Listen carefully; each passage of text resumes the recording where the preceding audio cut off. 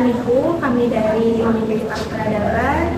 Kami prodi Pendidikan Bahasa Indonesia. Di sini ada tugas mata kuliah telah kurikulum.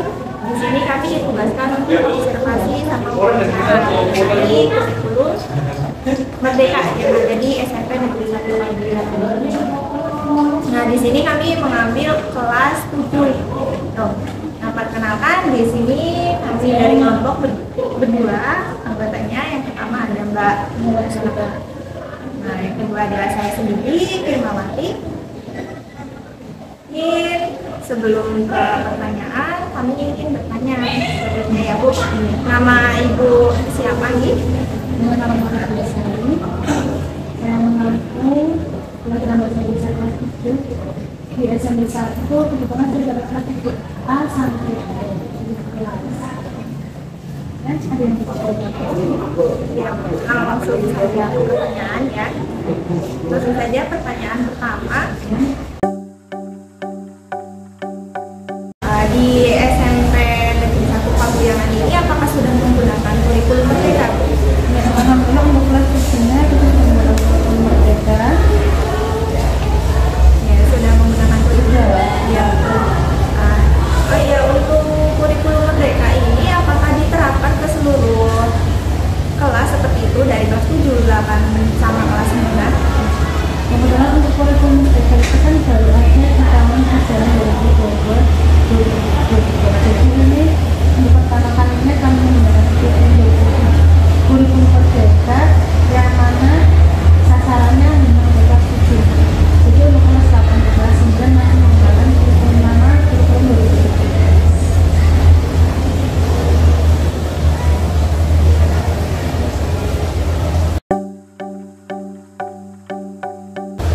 Apakah seluruh kalian juga ya Pak?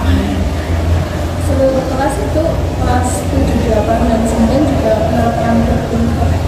Ya, tadi saya jelaskan lagi ya, untuk kelas 7 saja yang hanya menggunakan kurikulum Merdeka.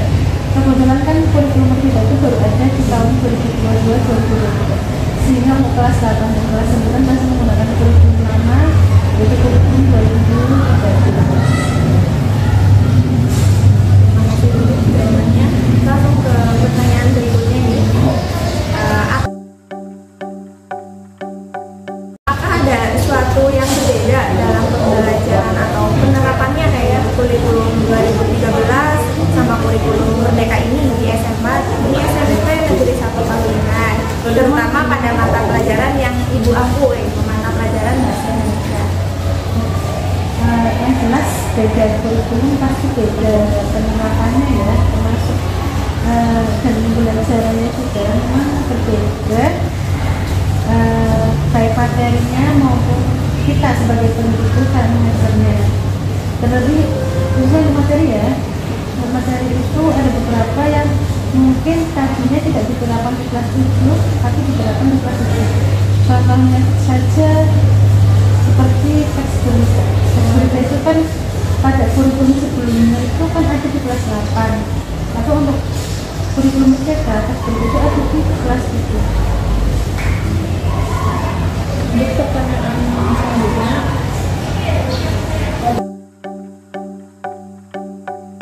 mata pelajaran Bahasa Indonesia dalam penyajian materinya, apakah ada hal khusus apa pada kurikulum Merdeka ini?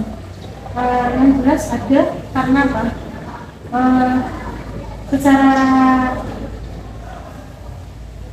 Secara ini ya, secara kerawanan saya, secara materi itu lebih ke ini yang berbau dengan internet.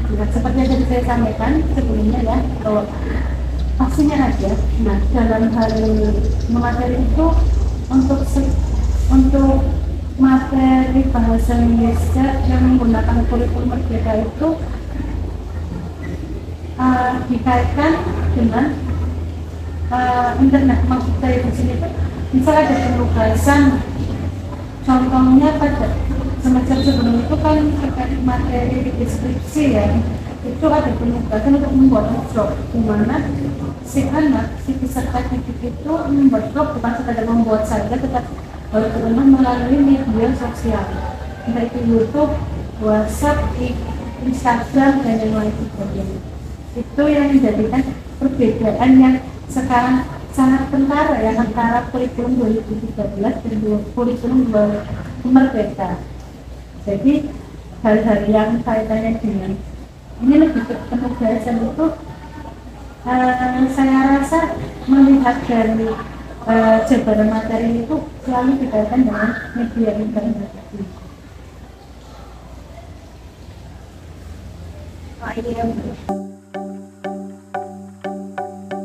Kesulitan apa sih yang ada di dalam kurikulum Merdeka ini bagi si guru sama siswa dalam penerapannya di kelas seperti itu? Kesulitannya mungkin ya itu karena kita sedikit harus mengikuti apa ya jabaran materi ya yang ada di dalam media internet itu. Ini terkadang ya yang sudah dilakukan kaitannya dengan penugasan, khususnya kadang-kadang anak enggan untuk tugas harus di upload, masa malu, terus biasa nggak bisa kayak gitu. Itu kadang-kadang yang menjadi kendala bagi kita yang sudah ingin bergerak, tapi anaknya yang punya sisi yaitu males gitu. Ya entah malesnya mungkin karena harus mengambil gambar atau video terus harus diupload, dan kan nggak semua orang atau semua anak itu kan bermedsos ya, mungkin sebagainya sekadar melihat, tapi untuk menunjukkan dirinya di media sosial itu mungkin enggan ya. Jadi itu yang membuat mereka itu merasa susah, nggak mau aku malu-malu gitu. Itu yang sudah pernah terjadi sebetulnya ya sama kita dalam belajar seperti itu.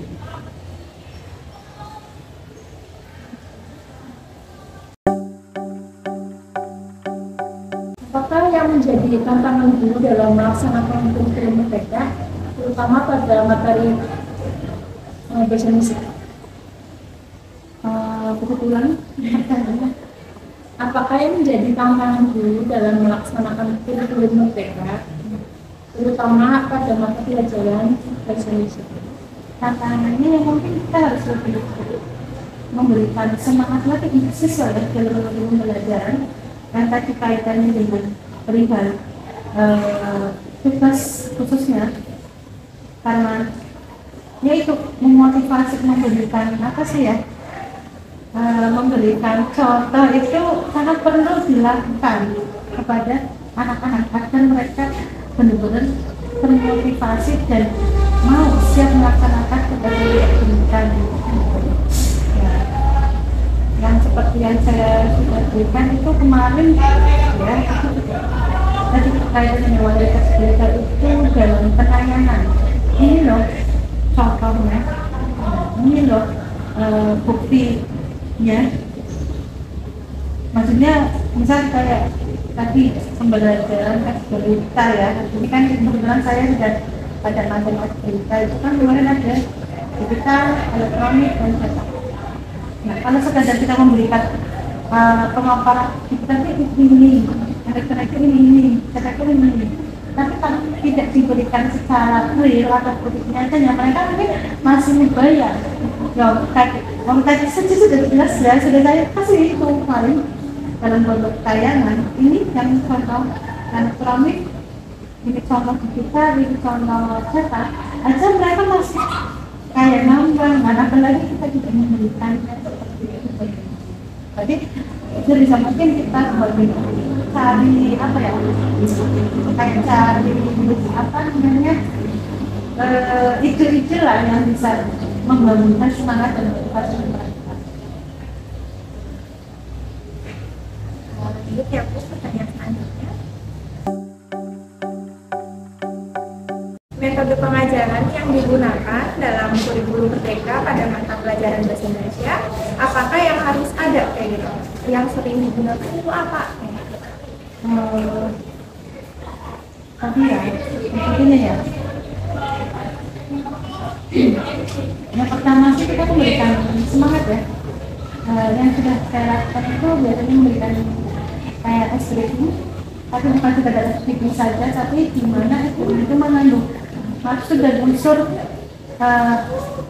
tujuan. Kenapa kita mengadakan es breaking seperti ini?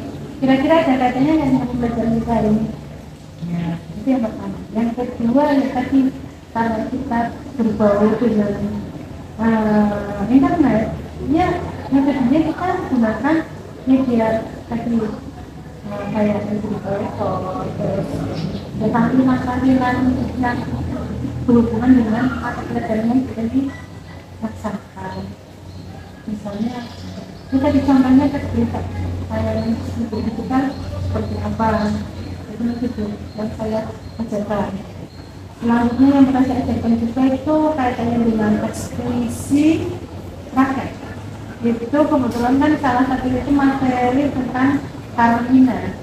Nah, saya cari akal. Carmina itu contohnya apa? Oh yang seperti ini. Saya cari warna ide.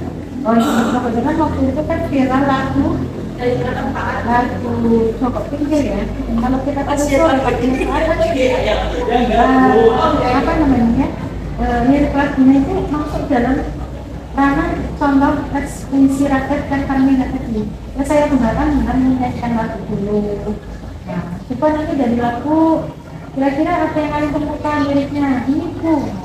Kira-kira dikaitkan dengan mata pelajaran tadi itu. Ada yang bisa menyampaikan ini contoh apa? Aku bu. Ya saya, yes, memang sangat beda ya Carmina dengan Pak. Tapi saya belajarkan biar mereka paham.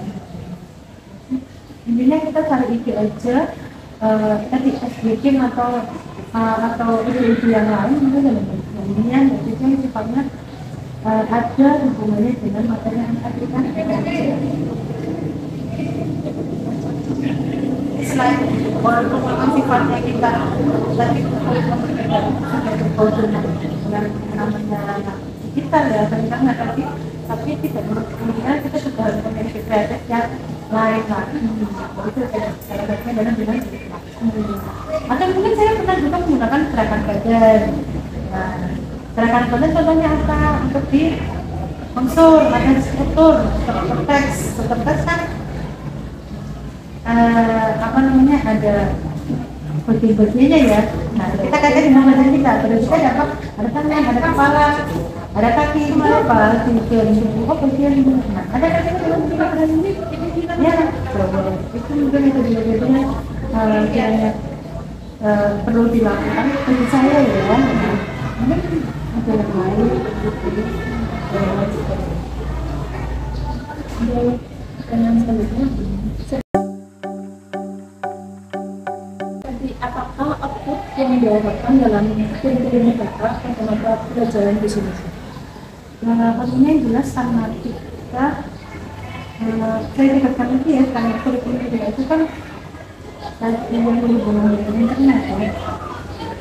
Pastinya anak bukan hanya sekedar memahami materi saja, tapi juga anak mempunyai skill keahlian ya. Misalnya ini terbukti dari pembelajaran teks deskriptif, anak bisa menghasilkan karya. Itu juga kan bagian karya ya. Selanjutnya teks apa itu prosedur, anak bisa melakukan tindakan tahapan. Nah, kalau sederhananya kemarin kita membuat makanan, mereka bisa. Jadi kan itu kaitannya dengan skillnya mereka. Jadi bukan hanya teori saja, tapi skillnya juga mereka bisa. Nah, mengikuti zaman. Mungkin ketika mereka ikut makanan itu kan ya nonton berlihat karena kita tidak banyak yang namanya digitalisasi. Ketika mau makannya mungkin di video nanti di upload lagi gitu. Itu sih yang selama ini sudah tersalurkan begitu ya. Saya pernah dengar katanya kurikulum Merdeka ini ada hal yang berbeda sebenarnya. Jadi ada di luar mata pelajaran tersendiri ya. Nanti ada gabungan dari beberapa guru atau beberapa mata pelajaran seperti itu akan menghasilkan sebuah karya itu di sini apakah seperti itu? Iya, karena itu namanya tadi eksperimen. Proses penguatan profil profil pelajar Pancasila ya kayaknya. Itu memang itu yang sangat berbeda dengan kurikulum 13 ya, antara kurikulum merdeka dan kurikulum 13 itu yang sangat kentara sekali perbedaannya, di mana kayaknya kita meningkatnya dengan istilah kayaknya itu jadi nanti ada beberapa dokumen dari guru mata pelajaran karena ini kan khusus untuk kelas 7 ya, karena memang baru di kelas 7 kurikulum kita itu. Jadi kita sebagai penyanyi kelas itu dikelompokkan menjadi beberapa kelompok, namanya dari kelompok itu nanti kita dibagi setiap tema. Temanya itu beberapa contohnya ada suara demokrasi, ada kelangsungan hidup berkelanjutan, terus ada kaitannya dengan kayak apa ya, pengolahan.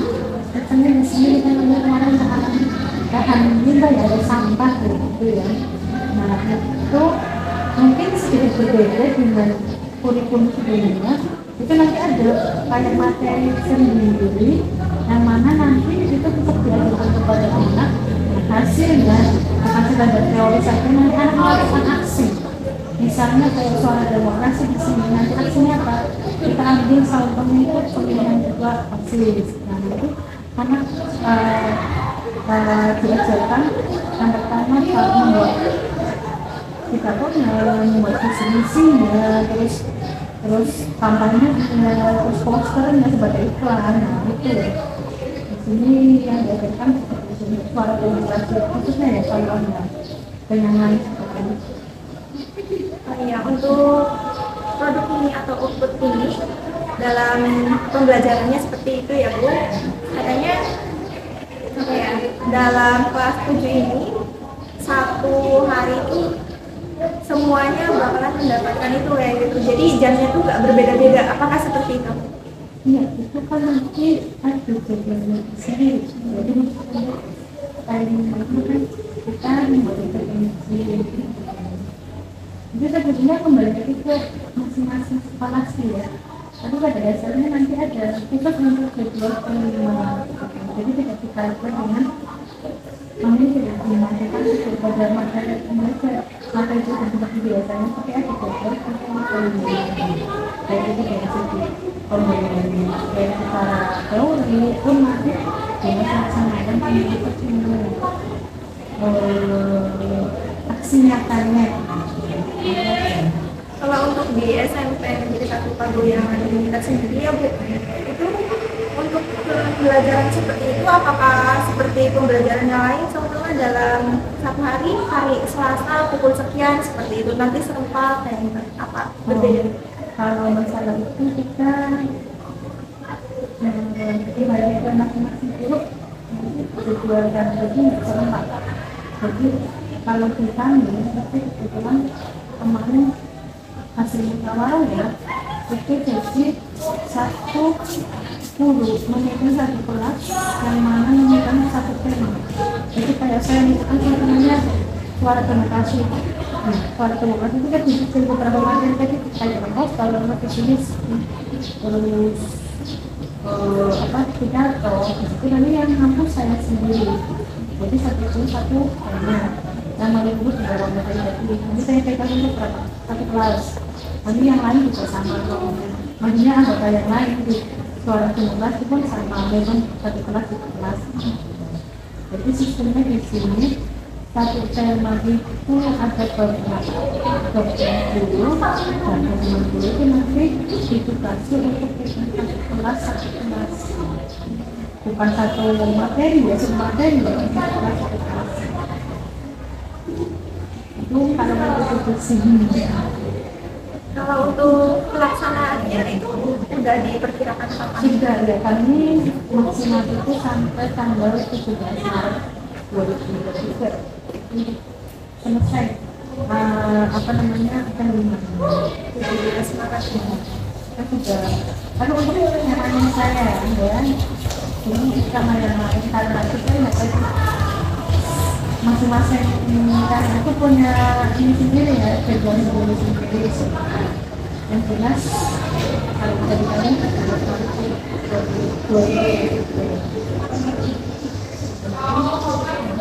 Mungkin ini pertanyaan terakhir mungkin ya Bang. Bagaimana respon siswa ketika Bapak Ibu menerapkan kurikulum Merdeka ini pada mata pelajaran bahasa Indonesia? kalau kita untuk respon siswa ya menerima saja ya karena mereka kan bertujuh peralihan dari kelas 6 SD tentunya secara ini kan pelajaran SD ya karena menggunakan matematika sangat berbeda dengan pelajaran di SMP yang bermakna bahkan gurunya pun berbeda jadi ketika mereka menggunakan materi bahasa Indonesia menggunakan kurikulum jadi mereka yang memilih bahasa tidak ada misalnya tidak ada semacam apa ya penolakan tidak itu mereka memang untuk alur Tapi biasa ada gerundel atau gimana dari siswanya?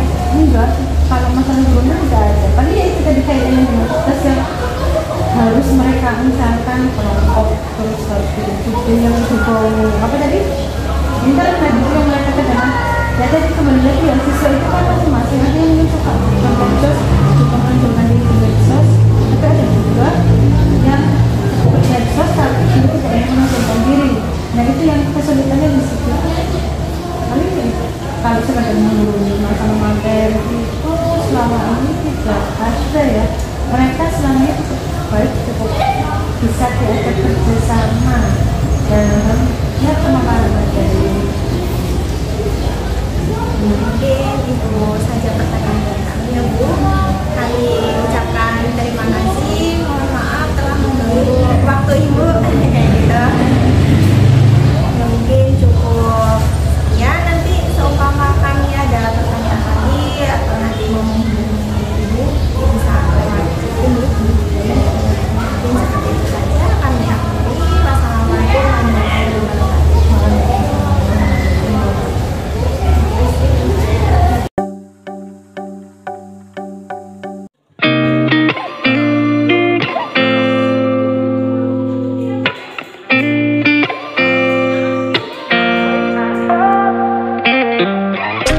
Gotta find my way to you, even though you're next to me. No matter what I do, your heart is drifting out of